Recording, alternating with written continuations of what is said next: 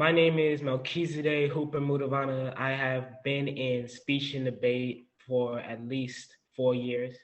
I started in middle school in sixth grade, and I've been working hard to make sure that I keep it up.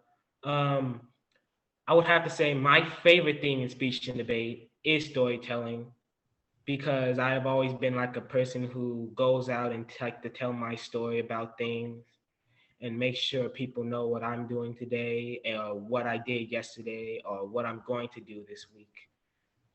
Storytelling is definitely fun and it's more of the speech aspect of speech and debate. Um, it's not something people think is hard at all, but actually it's a very difficult thing to do, thinking of things off your head as I'm going to be doing. But in some contests, you also get time to look up. You also get to like write down your information that you're going to be telling. And I feel like storytelling is a very, very important part of speech and debate. And Mel, how often do you use storytelling? Daily life, daily speech and debate is something that storytelling is something people just do on a whim, even if you don't think you're doing it. Just going out and telling someone about your day is storytelling, but the storytelling that I will be demonstrating today is a more advanced version of it. And what approach do you take to storytelling? Um, I personally, when I get a topic, I like to just dive in and go off my head because it's funner that way. But for beginners or anybody else like that, that's not completely confident that they can do that, I say that you should take some time, think of your words because all the time you get in a competition is important to use. If you don't like use each second, you most likely won't like. So And final question, Mel, how does performing stories make you feel? it makes me happy. That's the easiest word I can use. I really like it. Um, Mainly because I'm an outgoing person. I've been performing a lot in my whole entire life, and storytelling is just another way of performing, but also telling my life at the same time. All right, and thank you, Mel. And we have some suggestions in the comments of possible topics that you can choose from. So you can choose one and tell a story.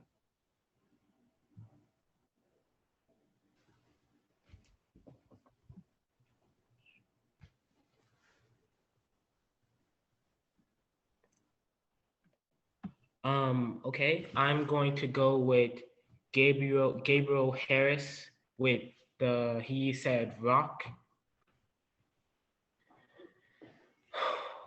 Okay.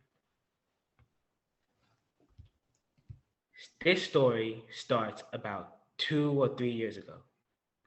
We were on our way to Palm Springs when we stopped at our favorite shake place. They make steak shakes.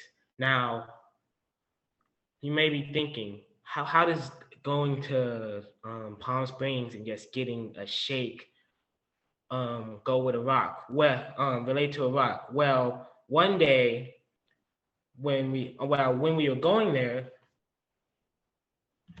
we were having fun. We were walking around and we were being stupid because we were little kids, and we would just go and try to do everything that we could that was at that little location.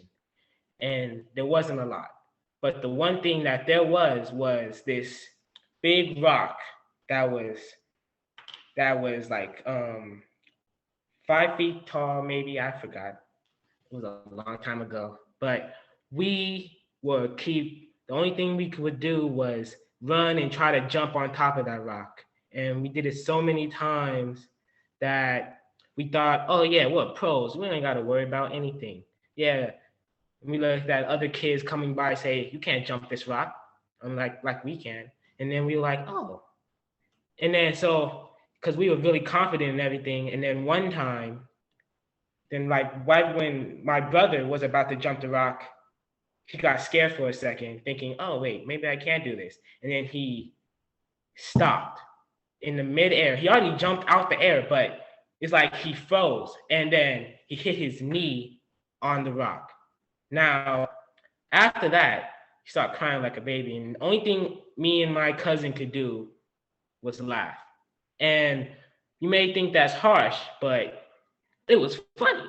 And anything that's funny is not going to change the fact that my brother got severely hurt. Now, the thing with my family is when we're doing something, we're going to finish it. So while we were at the Day Shake place, we got our shakes, and some of our cousins were in the movie theater, so we let them finish the movie.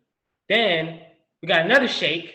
Then we just walked around that whole area for at least an hour, maybe an hour 30. And while all that was going on, my brother was sitting on a bench, just waiting to go to like an emergency or a hospital. But while he was sitting down, me and my cousin were jumping over that rock again, trying to get on top of it, not learning a lesson. We didn't really care what happened to Elohim. We were just doing it. And when he looked out the window and he saw us doing it, he was like, "Oh, dang." And he was thinking, maybe I should go back outside and jump that rock. I was like, but every time he would try to get up, my mom would go and then tell him to sit down. And then he just had to look at us through the window, jumping on top of that rock. So the moral of the story is you can have fun, just be careful, and always remember that, dang it, that's what I always have trouble with, endings. That's the hardest part of speech and storytelling. Well, I'm going to end it there. Good job, Mel. Yeah, nice.